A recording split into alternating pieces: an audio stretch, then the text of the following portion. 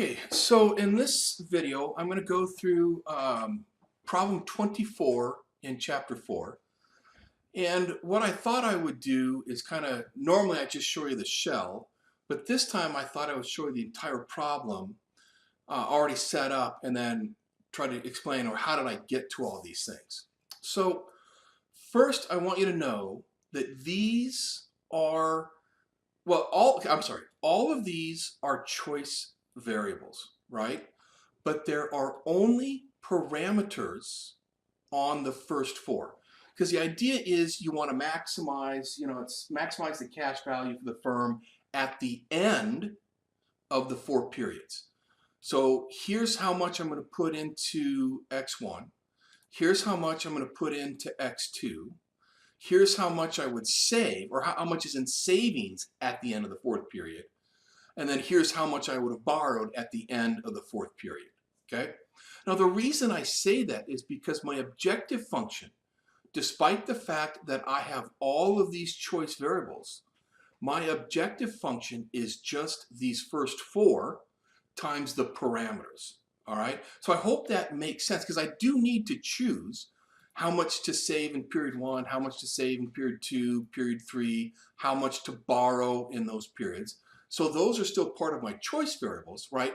But there are no parameters for those, all right?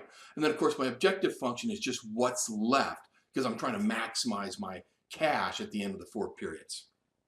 Okay, so then what happens here is I have my constraints for each period. So what I want to do here is kind of show you how I came up with this. And the book, they talk about this. But basically, if you just think about it, uses of your funds must equal sources of funds, okay?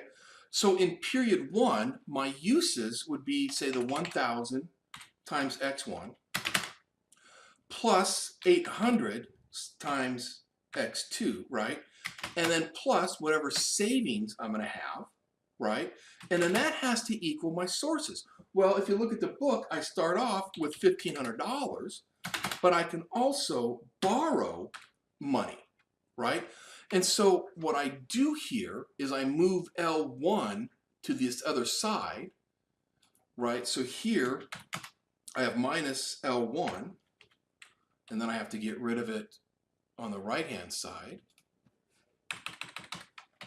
Okay, and presto, there you go, right? And I seriously, because that's my period 1 constraint. Here's the 1,000, here's the 800, here's the 1 for S1, here's the -1 for L1. And then the same thing is true, say, for period 2.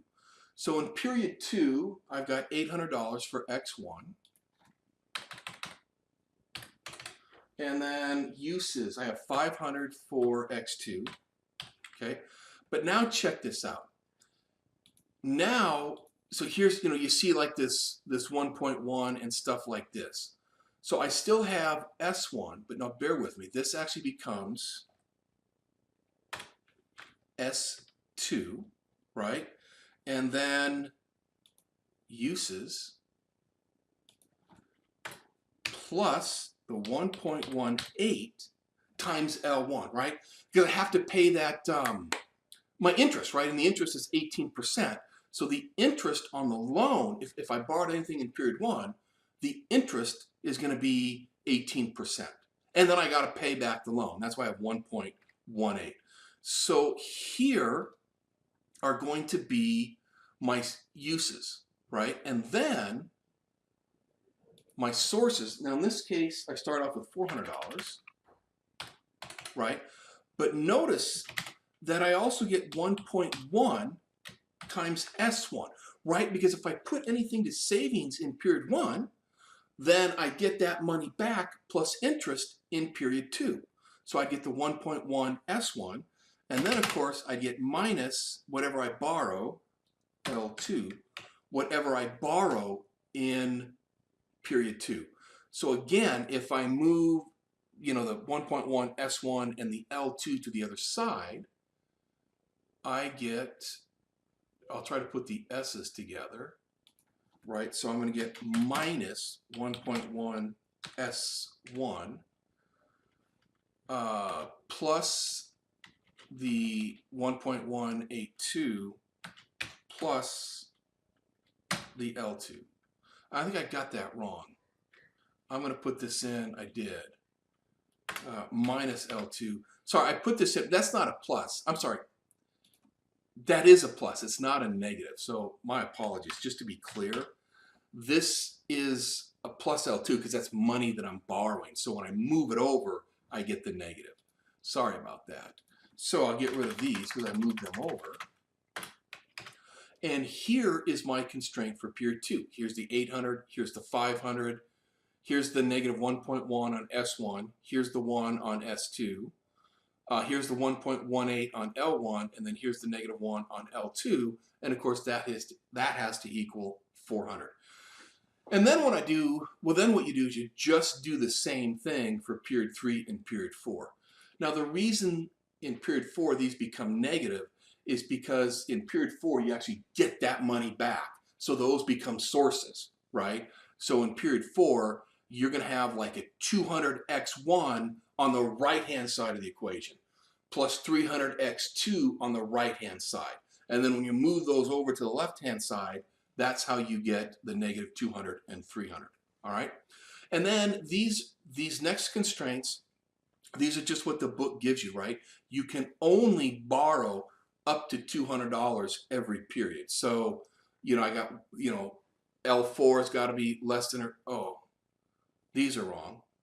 I got to put 200 here. Right, put 200 here. Got to be less than or equal to 200. And then this last one again, these two must sum to 1, right? Because you're trying to decide the percentage of available funds to commit to each of these two, investment A or investment B. So again, imply that these two are going to sum to 1. And there you go. And so now when I go to Solver, I've already got this thing set up. I want to maximize my objective function. That's how much cash I have at the end. By changing, now notice this, by changing, I'll just highlight this for you. All of these choice variables, okay? So I go from B3 to K3, okay? But again, my objective function is just the first 4 because I want to know how much cash I'm going to have at the end of period 4, all right? And then here are my constraints. I've already got these put in, but what I'll do is I'll delete them for you, just put them in again so everybody can see them. Okay, so these 4 constraints have to equal these 4 numbers. Those are our period constraints. And then these 4 numbers have to be less than or equal to these 4 numbers. That's our loan. We can only borrow at most $200 per period. And then these percentages have to sum to 1. And there you go. And voila, right? So you're going to put 100% of your funds into investment A. You're going to save, at the end of period 4, you're going to save, you're going to have $811.50 in your savings. You saved 500 in period 1, 150 in period 2, 465 in period 3. You did not borrow any money, which makes sense because you have to pay. And there you go. So there is the answer to problem 24. I don't think some of these constraints are too bad. I hope you get them because that's how we link the periods together, right? That's what these compound interests are from the previous period. That's, whatever I save in period 1, I get back plus interest in period 2. And then of course the same thing, whatever I borrow in period 1, I have to pay back plus the interest in period 2. So that's kind of the link between the periods and how the savings and the loans go from one period to the next. All right. Well, at any rate, there is problem 24 from chapter 4.